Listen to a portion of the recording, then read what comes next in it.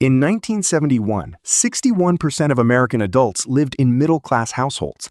That number represented the economic backbone of the most prosperous nation in human history. A factory worker could buy a house, raise 3 children, take a summer vacation, and retire with dignity on a single income. The middle class was not an aspiration, it was the default American experience. In 2025, that number is 51%. 10 percentage points, gone in 54 years, and the direction of movement is not ambiguous. The people leaving the middle class are not predominantly moving up. According to Pew Research Center data, for every American household that moved from the middle class into the upper income tier between 1971 and 2023, approximately 1.3 households moved from the middle class into the lower income tier. The middle class is not transforming, it is hollowing out. The Americans in the middle are being pushed toward the edges, some upward, more downward, leaving an economy that increasingly resembles an hourglass rather than a pyramid. Here is what makes this story more alarming than the headline number suggests. The erosion has accelerated. Pew Research data shows the middle class shrank by 4 percentage points between 2000 and 2023 alone. The same shrinkage that took 29 years from 1971 to 2000 happened again in just 23 years. The pace is increasing. The forces driving it are not slowing down.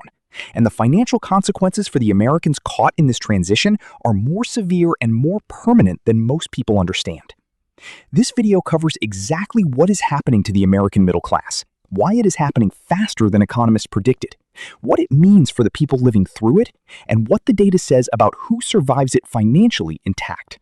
The data in this video draws from Pew Research Center's American Middle Class Analysis, spanning 1971 to 2025, the Federal Reserve Survey of Consumer Finances 2023, the Economic Policy Institute Wage and Income Research, the Urban Institute Wealth Gap Studies, the Bureau of Labor Statistics Consumer Expenditure Survey 2025, Harvard's Joint Center for Housing Studies, and the Congressional Budget Office Income Distribution Data. These are nonpartisan research institutions tracking the structural shifts in American economic life, not opinions, not predictions, documented outcomes. One definition before we start. Pew Research defines middle class as households earning between 2/3 and double the national median income, adjusted for household size and cost of living. In 2025, that translates to approximately $56,000 to $169,000 annually for a family of 3. Above that threshold is upper income. Below it is lower income. These thresholds adjust for geography. Middle class in rural Mississippi looks different from middle class in San Francisco. The first force hollowing out the middle class is the decoupling of productivity from wages, a shift that began in the early 1970s and has accelerated in every decade since. From 1948 to 1973, worker productivity and worker compensation grew in near-perfect lockstep. When American workers produced more, American workers earned more. The gains from economic growth were broadly distributed. A factory worker's wage rose as the factory's output rose. A store clerk's pay increased as retail sales increased. The connection was direct and consistent. In 1973, that connection broke. Since 1973, American worker productivity has increased by approximately 246%, according to Economic Policy Institute research. Worker compensation, wages and benefits combined, has increased by approximately 115% over the same period. The gap between what workers produce and what they are paid has widened continuously for 52 years. Where did the difference go? To capital, to shareholders, to corporate profits, to the owners of assets rather than the sellers of labor. This is not a political statement. It is a mathematical description of where productivity gains have flowed. The Federal Reserve flow of funds data confirms that the share of national income going to labor has fallen from approximately 65% in 1970 to approximately 57% in 2025. The share going to capital has risen correspondingly. For middle-class households, whose income is overwhelmingly wages rather than capital returns, this shift has meant stagnating real purchasing power despite working in an economy that produces dramatically more than it did a generation ago. The Bureau of Labor Statistics data shows that median real wages, adjusted for inflation, have increased by approximately 15% since 1979. 15% over 46 years, less than 1/3 of 1% annually. Meanwhile, worker productivity grew over 200%. The middle class worked harder, produced more, and kept a shrinking fraction of what they created. The asset that built middle-class wealth for 3 generations has become the primary mechanism excluding the next generation from the middle class entirely. Homeownership rates among Americans aged 25 to 34 fell from 45% in 1982 to 37% in 2025, according to Harvard's Joint Center for Housing Studies. The decline is not driven by preference. Survey data consistently shows that young Americans want to own homes at rates comparable to previous generations. The barrier is mathematics that has become impossible for median-income households. The median home price in the United States reached $420,000 in early 2026, according to the National Association of Realtors. The median household income is approximately $80,000. The standard affordability benchmark, housing costs should not exceed 30% of gross income, suggests a household earning $80,000 can afford a home priced at approximately $240,000 to $260,000 using conventional financing. The gap between what median income households can afford and what median homes cost is approximately $160,000 to $180,000. That gap did not exist in 1990, when the median home price was $123,900 and the median household income was $29,943. The ratio of median home price to median income was approximately 4.1 to 1 in 1990. In 2026, it is approximately 5.25 to 1 and rising. A 20% down payment on a $420,000 home requires $84,000 in cash, more than the entire annual pre-tax income of the median American household. A 10% down payment requires $42,000 plus closing costs. The monthly mortgage payment on $378,000 at 6.8% interest is approximately $2,470 before property taxes, insurance, and maintenance. Total housing cost approaches $3,200 monthly on a median-priced home. Against a median household take-home pay of approximately $5,200 monthly, that is 62% of income consumed by shelter. This matters to the middle-class discussion for a specific reason. Home equity has historically been the primary wealth-building mechanism for middle-class Americans. The Federal Reserve data shows that for households in the middle wealth quintile, home equity represents approximately 62% of total net worth. Previous generations built middle-class wealth by buying affordable homes that appreciated over decades. The generation currently aged 25 to 40 is being systematically excluded from that mechanism, not by choice, but by mathematics that have moved beyond their reach. The renters of this generation are not building equity. They are funding the equity of the landlords who own the homes they cannot afford to buy. The wealth transfer is direct, continuous, and compounding. The second largest household expense after housing has grown faster than inflation, faster than wages, and faster than any other major spending category for 30 consecutive years. The Kaiser Family Foundation reports that employer-sponsored family health insurance premiums averaged $23,968 annually in 2025. The employee's share of that premium averaged $6,575. That $6,575 comes directly from take-home pay, before the deductible, before the co-payments, before the out-of-pocket maximum that can reach $9,450 for a family plan. A middle-class family earning $90,000 annually pays approximately $6,575 in premiums, faces a potential $9,450 in out-of-pocket costs, and has no guarantee that either number will be lower next year. Healthcare cost inflation has averaged approximately 5.5% annually over the past decade, roughly double the general inflation rate and triple the wage growth rate for median workers. The Commonwealth Fund reports that 43% of working-age American adults are underinsured, meaning their out-of-pocket costs relative to income are high enough to create significant financial hardship when healthcare is needed. These are not uninsured people. These are people with employer-sponsored coverage who still face bankruptcy-level expenses when serious illness occurs. Medical debt is the leading cause of personal bankruptcy in the United States, a fact that is unique among wealthy nations. Germany, Canada, Australia, Japan, the United Kingdom, none of them have medical bankruptcy as a meaningful category. In America, it eliminates middle-class financial stability at a rate of approximately 530,000 households annually, according to the American Journal of Public Health. A single serious medical event, a heart attack, a cancer diagnosis, a complicated pregnancy, can eliminate years of middle-class savings in months. The financial stability that took a decade to build disappears in a medical billing cycle. This is not a rare edge case. It is the expected experience for a significant fraction of middle-class households in any given decade. The credential that was supposed to guarantee middle-class membership has become a debt mechanism that delays it by a decade. The average cost of a four-year public university education in 2025 is approximately $108,000, including tuition, fees, room, and board, according to the College Board. For private universities, the average is approximately $240,000. Total outstanding student loan debt in the United States reached $1.77 trillion in 2026, the second largest category of consumer debt after mortgages. The median monthly student loan payment for borrowers in repayment is approximately $393. On a $55,000 starting salary, the median for recent college graduates, that $393 represents approximately 10% of take-home pay.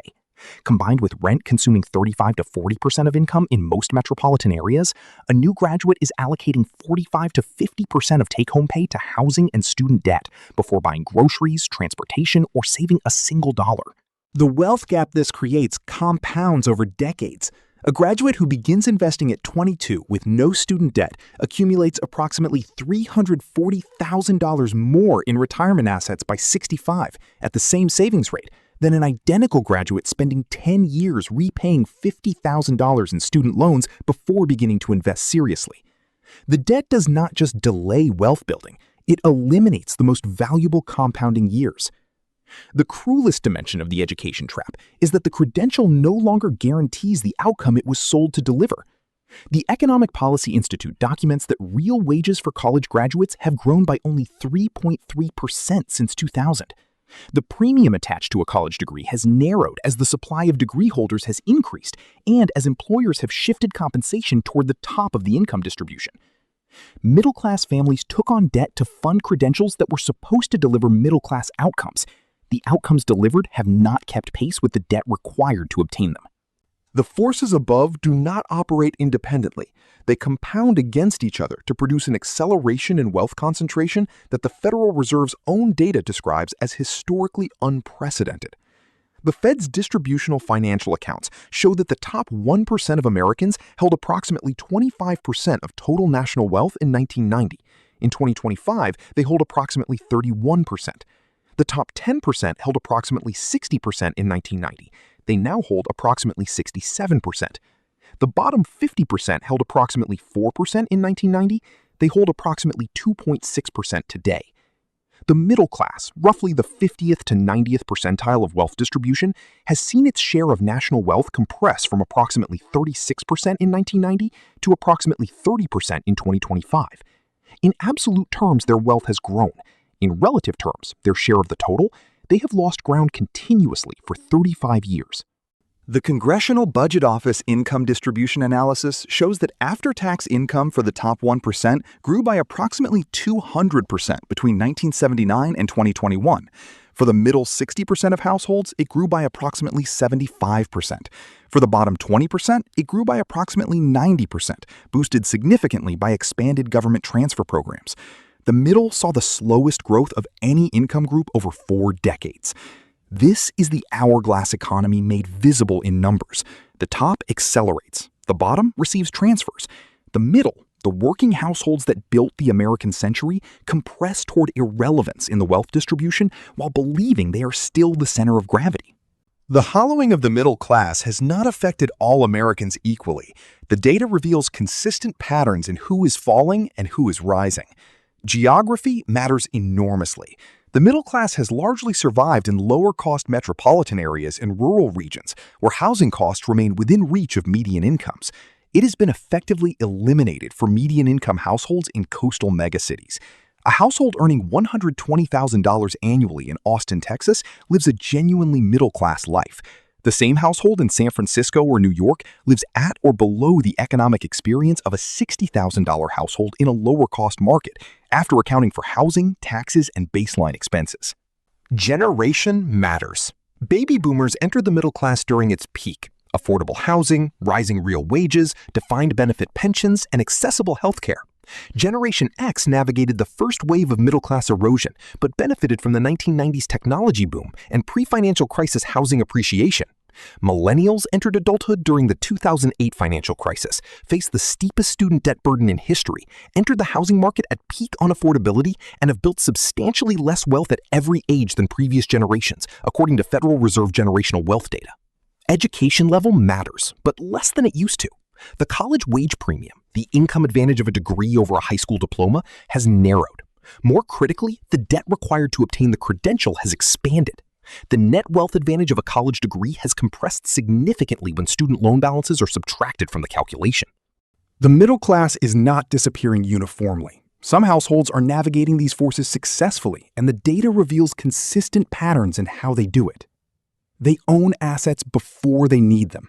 The single most consistent predictor of continued middle-class membership across the forces described in this video is asset ownership, specifically ownership of appreciating assets acquired before the need to liquidate them arrives. Homeowners who bought before 2020 have seen their equity compound through the same price appreciation that now excludes new buyers. Index fund investors who began in their 20s have built cushions that absorb the shocks that devastate asset-free households. They reduce housing cost as a percentage of income aggressively. The households maintaining middle-class stability in high-cost markets consistently report keeping housing costs below 25 to 28% of gross income, significantly below the standard 30% benchmark, by choosing smaller spaces, longer commutes, or geographic arbitrage that trades urban amenities for financial margin. They treat employer benefits as compensation. The full value of a middle-class job in 2026 includes not just salary, but 401k match, healthcare subsidy, life insurance, disability coverage, and paid leave. Households that maximize every employer benefit, particularly 401k contributions to capture the full match, build wealth at rates 30 to 40% higher than identical households that ignore available benefits. They build income streams beyond wages. The Urban Institute's research on middle-class household resilience consistently identifies multiple income streams as the primary buffer against the wage stagnation and job displacement forces compressing the middle. Rental income, dividend income, freelance income, or business income, any source that continues when the primary job does not, dramatically increases the probability of maintaining middle-class status through economic disruptions. In 1971, the middle class was where most Americans lived. It was the water they swam in, so ubiquitous it was invisible. Nobody described themselves as middle class the way nobody describes themselves as breathing air. It was simply the condition of American life. The 10 percentage points that have disappeared since then represent tens of millions of households. Real families who expected the deal their parents got and discovered the deal had changed without announcement. Who worked as hard, got the credentials, followed the advice, and arrived at a financial position their parents would not recognize as the middle class they knew. The forces driving this, productivity gains flowing to capital rather than labor, housing costs exceeding wage growth, healthcare inflation compounding faster than income, education debt delaying wealth building by a decade, are structural. They are not fixed by working harder within the system that produced them. What is fixed? Partially, incompletely, but meaningfully by understanding them clearly enough to make different decisions, to own assets before you need them, to treat every employer benefit as the compensation it is, to build income streams that continue when wages do not, to make the housing decision based on financial mathematics rather than social expectation. The middle class that exists in 2026 is smaller than the one that existed in 1971. The one that will exist in 2036 will be smaller still if the structural forces continue unchanged. The question is not whether the middle class is shrinking. The data is unambiguous on that. The question is which side of the shrinkage you end up on, and whether the financial decisions you make in the next 5 years determine that outcome before the choice is made for you. Drop one word in the comments that describes your financial situation right now. One word, that's it. You might be surprised what the most common answer is. Every week, this channel publishes the data on what is actually happening to American finances. Not the version that makes you feel better, the version that helps you make better decisions. If that matters to you, subscribe.